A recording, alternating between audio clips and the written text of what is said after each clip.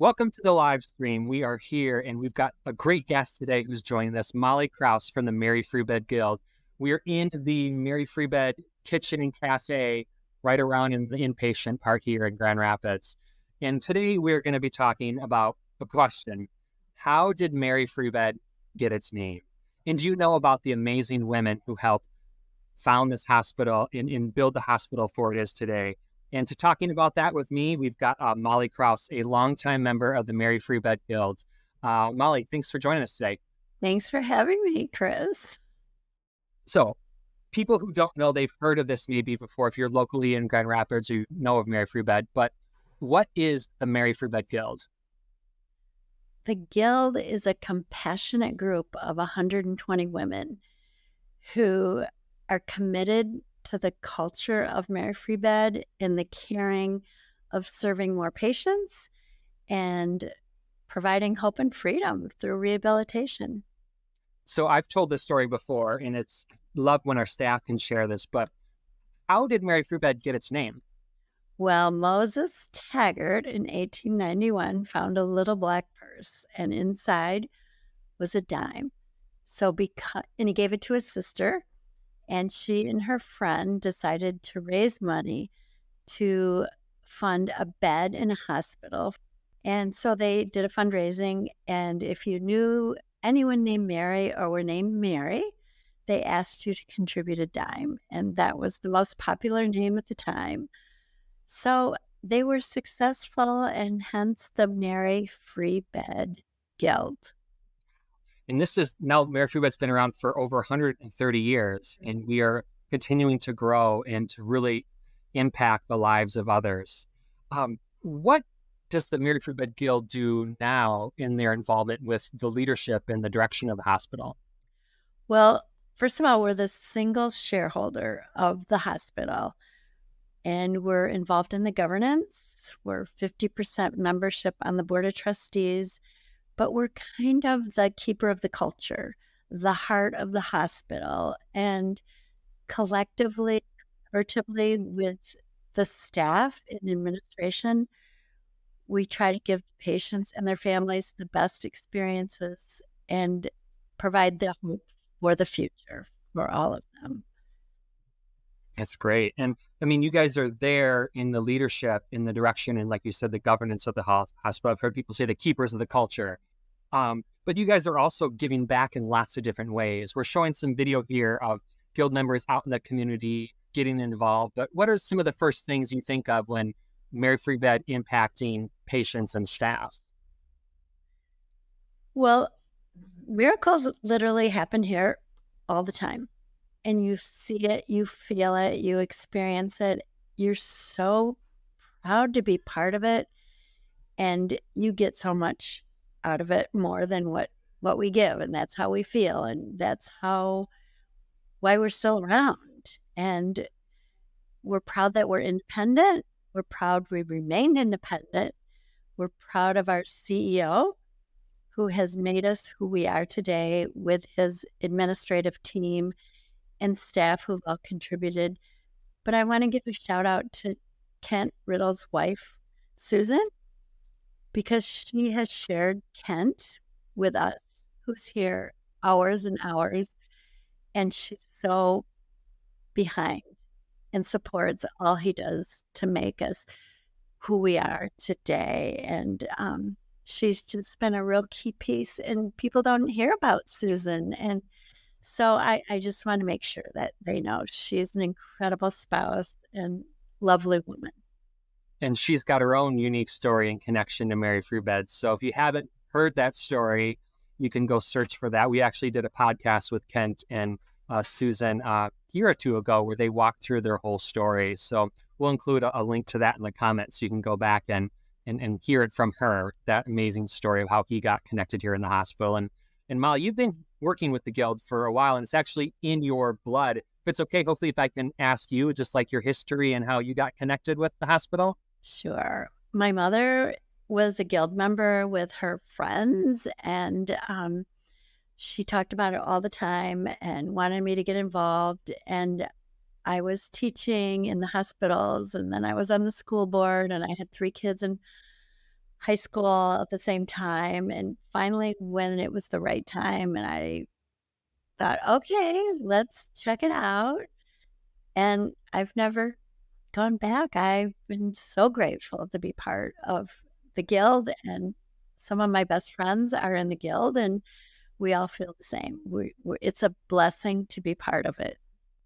What are some of the big events that you guys have, the regular activities that every this time of year we get involved and support this? Because you guys are working in the hospital, but you guys are also giving to certain activities that supports patients and staff. What are some of those regular things your team does?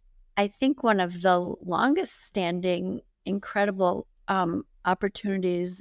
activities we do is our art show, which this year's our 41st year. And if you come into the hospitals, the walls are lined with the artwork from the art show from our former patients. And we have a reception for the families. They come in and they're so proud of their family member. And the hospital is so warm and welcoming. And then the artwork is for sale, and the guild buys a lot. And we line the walls with this beautiful gift of art. We do pet rec. We bring pets in to greet the patients, and it just warms their hearts and gets their mind off their pain and the trauma that they're going through. We do patient family dinners, and I know that this is really important for the patients and the families, because they're here all the time, and so it just makes them feel welcome. We do a hospitality card that we go through to all the patient rooms a couple times a month, filled with all sorts of notions, stuffed animals, and books, and just things to make them feel welcome and at home.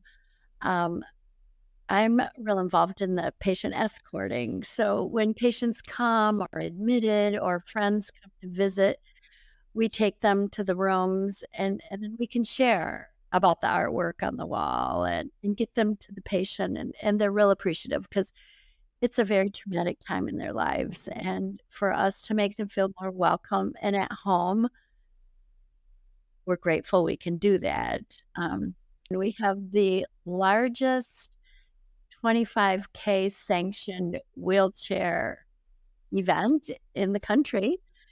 And they come from all over, and to talk to the participating wheelchair athletes, we take pretty good care of them. We help them with housing.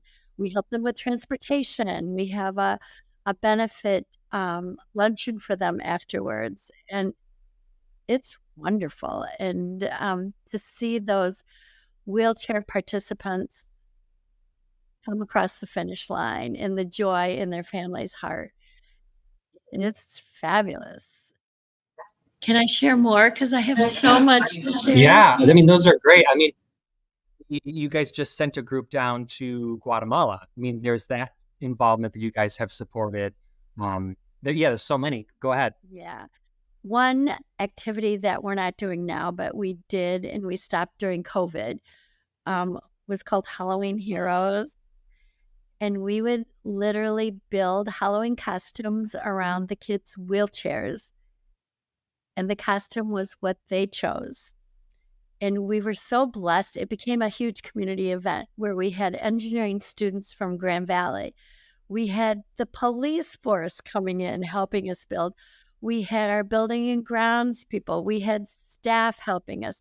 We even had families of staff members come helping us build these costumes. And it started because a dear friend of mine had a son born prematurely, ended up with cerebral palsy, and their Christmas card, the dad would always build this Halloween costume for their son, because that time of year, he was the hero. He was the one the kids were excited. What is he going to be this year? And from those Christmas cards, I'm like, we can do that here. And so Jane and Chris Weatherford and their son Cam, who was always our grand marshal at our parades, would come in And for the month of October, that's what we did. We built, we celebrated, we hugged, we cried, we had so much joy, and it was a fabulous, fabulous time. That was, yeah, several years. You guys would build it here in the hospital. You would parade around the hospital and then come in and have a like a final little parade right here. You had a marching band and they gave like a walk to the kids and stuff. It was awesome, awesome event. I loved working with that. And also, you guys support with Bikes for the Rest of Us. Can you tell us about that too? Oh, that's a wonderful event where we have patients come in and families come in, and our therapists, who are amazing, fit bikes for these children and adults.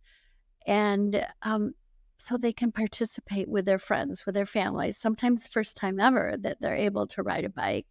And the joy, this hospital provides joy beyond words. And something that I love, and it's just a funny story, that our staff is amazing. They're the best of the best. And they try to get our patients back doing what they love most. And we had a patient that loved to ride a unicycle. So when that patient was discharged, he went out on his unicycle.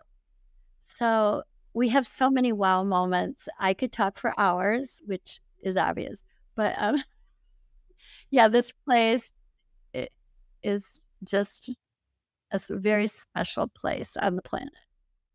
And we can't not talk about the Mary Free Bed YMCA and your guys' involvement in that too. So through the Grand Rapids Greater YMCAs, we worked with them to help design and create this fully accessible facility. And the Guild was involved in that too. Yeah, it was a dream of Dr. Butzer. And he was on the board at the Y, and he wanted a space where it could be all inclusive and a universal space for wheelchair athletes to participate, where they wouldn't have to cart their wheelchairs in and out, and where families could come celebrate and work side by side with able-bodied people. And the universal design that was developed, one of my dearest friends, Shelley Mishler, was president at the time when that whole project evolved. And it has just been a special place in our community for Mary Free Bed's heart and soul to share to the world what else we do for these patients. And you just seem so passionate about this and the mission of Mary Free Bed. How, if there's a person in the community who you guys have, it's a group of 120 women, how could they get involved in maybe experiencing, meeting some of the Guild, seeing if this is something that's for them? We always want Guild members. We're always looking for people who are interested and want to share their time and expertise with us to help the hospital. We even had volunteers helping us build costumes that ended up joining the Guild. So just people will come in off the street sometimes saying, we've heard about it. Can we join? So if you contact a Guild member, our president right now is Amy Sternsma, and she's amazing as well. We can get the ball started. So we have a website, and we'd love to have the more the merrier. We're always looking for young, active, interested women to join our Guild. Awesome. Well, Molly, thank you so much for chatting with us. Before we wrap up our interview, just one more thing about what is it about Mary Free Bed that gives you that drive and that passion that you just wish that the community knew? Well, it's your heart. I mean, your heart is touched every time you're here. I mean, every single time. And just watching the interaction of our patients and the joy on their hearts and hearing their success stories, knowing that in some little teeny way, we helped bring them back joy, bring their families joy. It's the best volunteer job on the planet. Awesome. Well, thank you so much, Molly. And thank you, everybody, for watching. If you need more information, you can go to maryfreebed.com and search the Guild, and you can find out more ways that you can get involved. Thanks for watching, and stay well.